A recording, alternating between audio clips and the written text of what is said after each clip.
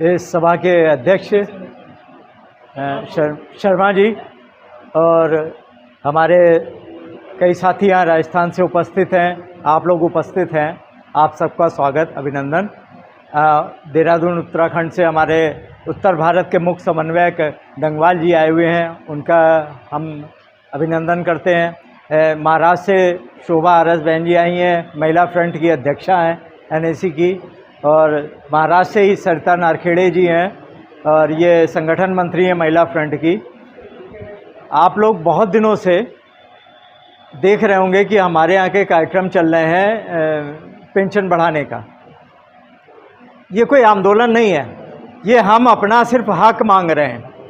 और हक भी क्या मांग रहे हैं कि जो हमने दे रखा है उसके एवज में अपने रिटर्न मांग रहे हैं। किसी से भीख नहीं मांगी जा रही है, किसी की दया पे निर्भर नहीं है। हम सिर्फ अपनी जो पैसा जमा किया है उसके आधार पे हम अपने मांग रहे हैं पैसा।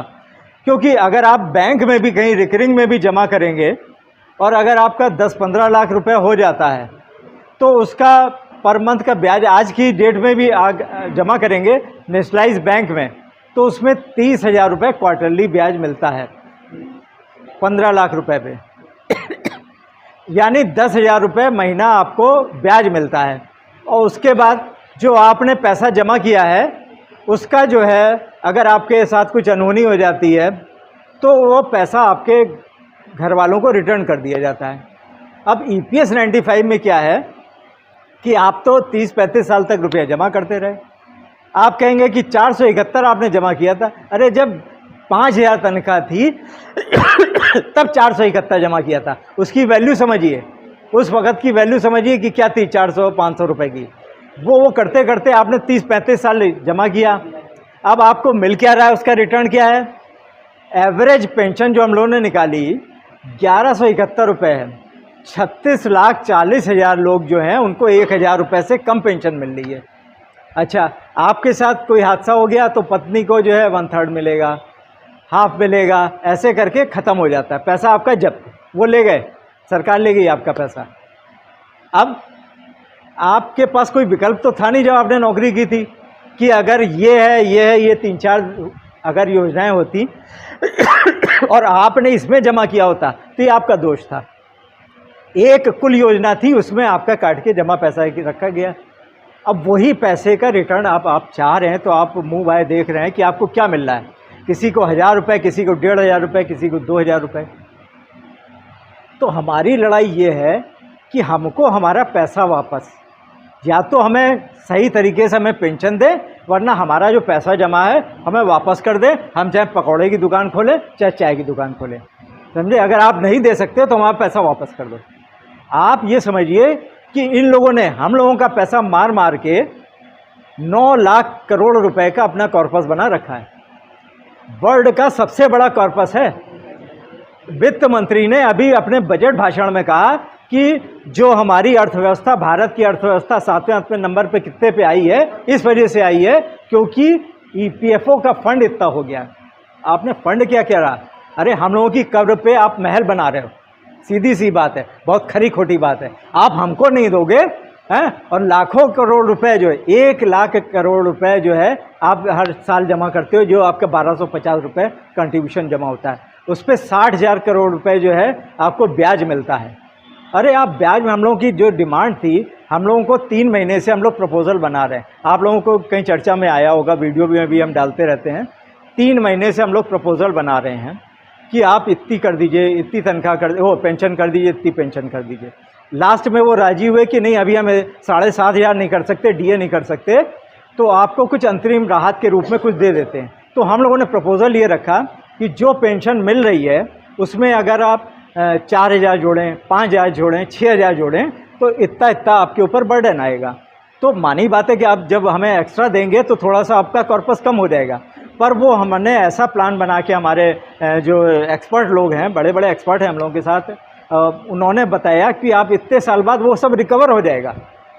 और ये हमने सिद्ध यूँ किया कि 2018 में जो हमने अपना पावर पॉइंट प्रेजेंटेशन दिया था और बताया था कि 2022-23 में इतना आपका कॉर्पस हो जाएगा, उससे ज़्यादा आज हो गया। तो हम लोगों ने जो आकलन किया था वो गलत नहीं किया था।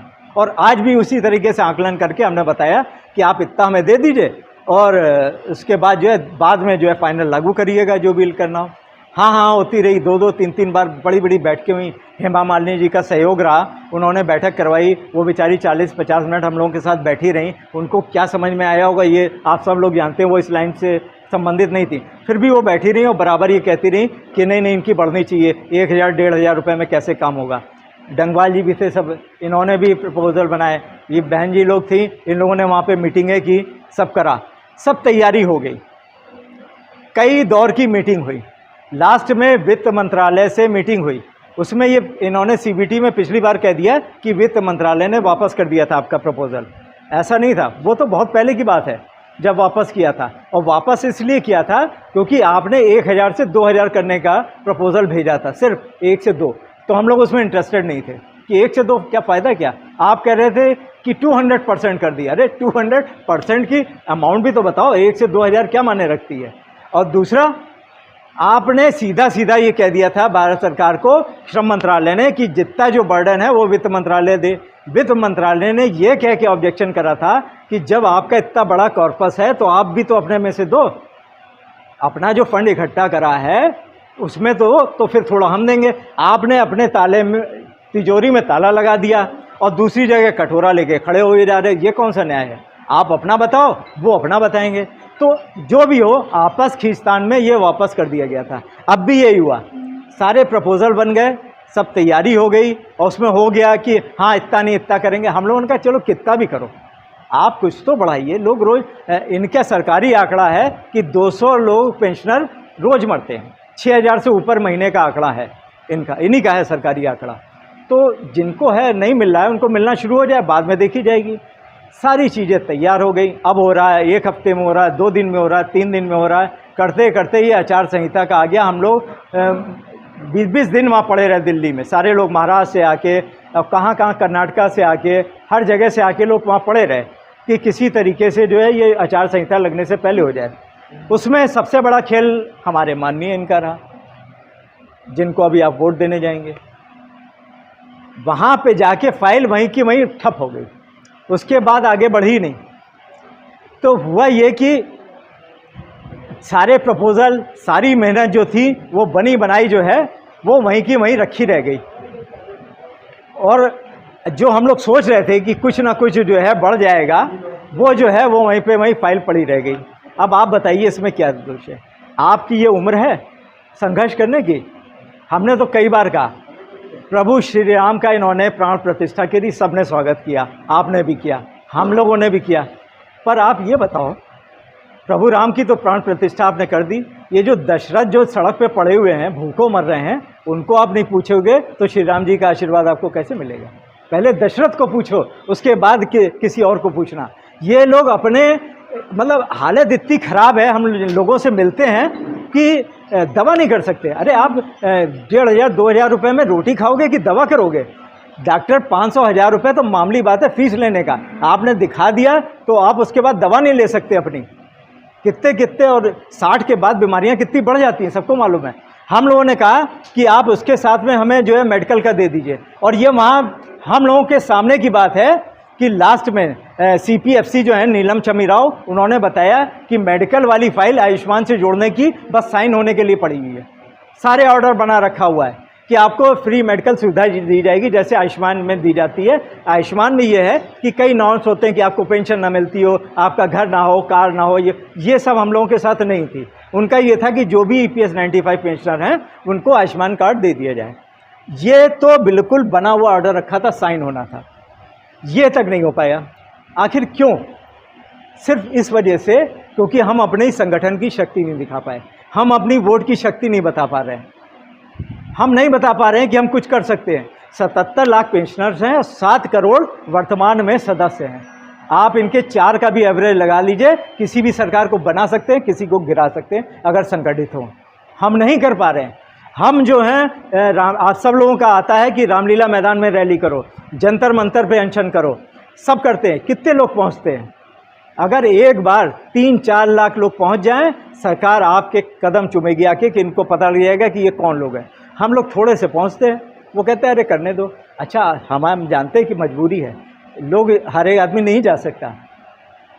हर एक आपको अगर कह दिया जाए कि जयपुर में सभा है तो जितने यहाँ से आए हैं उसमें 10% पहुँच पाएंगे। मजबूरी होती है कि कोई ना कोई आर्थिक हो गई, शारीरिक हो गई, पारिवारिक हो गई, कोई ना कोई मजबूरी रहती है, उसका नहीं। पर जो लोग बहुत बड़े बड़े सुझाव देते हैं उनसे मेरा निवेदन ये है कि आप जो है ग्रास रूट पे भी आएँ, समझे, आप भी आएँ और औरों को भी लाएँ। अब ये थोड़ी ना कि दूसरे के घर में शिवाजी पैदा हुए और हमारे यहाँ से संत जी पैदा हों, मतलब दूसरा संघर्ष करे और आप संघर्ष ना करें। सब मिल के जब संघर्ष करेंगे हम अपनी बात को जोरदार तरीके से उठा पाएंगे। हम लोग इतनी दूर से सिर्फ आप लोगों से इसीलिए मिलने आए हैं कि आपके बीच में अपनी बात रखें, आप हमारी बात को समझें। ये किसी का इंटरेस्ट नहीं है कि ऐसा तो नहीं है अगर पेंशन बढ़ी तो हम ज़्यादा सक्रिय हैं तो हमको 5,000 मिलेगी, आपको 3,000 मिल जाएगी, ऐसा नहीं है। जिसकी जितनी बढ़ेगी सबको एक साथ मिलेगी। कुछ लोग संघर्ष कर सकते हैं, कुछ लोग नहीं कर सकते हैं, तो हमें आपका मॉरल सपोर्ट भी चाहिए कि जहाँ कहीं भी हो, हम लोगों के लोकल स्तर पे हो, आप हमारी सभाओं में जाएं, प्रेस से मिलें। कोई आपके यहाँ वोट मांगने आए तो आपके यहाँ भाई काहे का वोट, ये देखो ये हमें 1,500 रुपये पेंशन मिली, 10,000 जो है 10 साल से आप कह रहे थे, 3,000 जब आपने वायदा किया था 2014 में प्रकाश जावड़ेकर जी ने कि हम जैसे ही आएंगे 90 दिन के अंदर जो है इसको 3,000 कर देंगे और डीए कर देंगे, आज तक नहीं कर पाए, 10 साल हो गए। तो क्या हम लोगों को बेवकूफ़ बनाया जा रहा है? हम लोग अपने परिवार में सब लोग जितने हैं सब वरिष्ठ हैं, सबकी इज्जत है, पर यह है कि इज्जत भी आपके पास जब जेब में पैसा होता है तो ज़्यादा होती है, नहीं होता है तो थोड़ी कम हो जाती है। ये सनातन सत्य है, इसमें कोई वो बात नहीं है। जो लोग संघर्ष कर रहे हैं, इधर उधर जा रहे हैं, वो इसलिए जा रहे हैं क्योंकि उनके घर में बच्चे उनको सपोर्ट कर रहे हैं, वरना 1-1.5 हज़ार रुपये में लोग यहाँ से वहाँ चले नहीं जाते। बस का किराया कहाँ से दे देंगे, ट्रेन का किराया कहाँ से दे देंगे। तो मेरा आपसे बस यही निवेदन है कि जहाँ कहीं भी हो आप, ये आपके यहाँ वोट मांगने आए, ये करने आए, तो आप उनको बताइए भाई कि हम अपनी बात तो कह ही सकते हैं कि ये आप क्यों नहीं हमारा काम कर रहे हैं। आप ही तो इसके सिरमौर थे, आप ही को तो ये काम करना था, आपने क्यों नहीं किया? और आपकी वजह से पूरा देश आपके पार्टी पे और सरकार पे थू कर रहा है। तो आप कम से कम रियलाइज़ करो इसको। 10 बार कहा मिलने को, बैठे रहे हम लोग 2-2 घंटे बैठे रहे, ये मीडिया के साथी हमारे बैठे रहे बाहर कि वो निकलेंगे तो हम लोग जो है उनका इंटरव्यू लेंगे। 2-2, 3-3 घंटे श्रम मंत्रालय में हम लोग बैठे रहे कि अंदर बैठे बुलाएंगे, नहीं बुलाया, नहीं बात करी। क्यों नहीं बात करी भाई? हम लोगों के क्या बात तो कर लेते आप कम से कम, तो नहीं करना था, नहीं किया। तो इसलिए मेरा निवेदन आपसे ये है, हमारे और भी साथी हैं वो अपनी बात कहेंगे, बातें तो कहने को बहुत कुछ हैं, पर यह है कि जो शॉर्ट में बताया जा सकता था या डिटेल में बताया जा सकता था वो मैंने सार आपके सामने रखा है। आप लोग अपने स्तर से जो कर सकते हो करिए, और सरकार को थोड़ा सा समझ में भी आना चाहिए कि आपकी भी कोई शक्ति है, आपका भी कोई संगठन है, आपकी भी कोई इज्जत है, और आप हक की लड़ाई लड़ रहे हैं, किसी से भीख नहीं मांग रहे।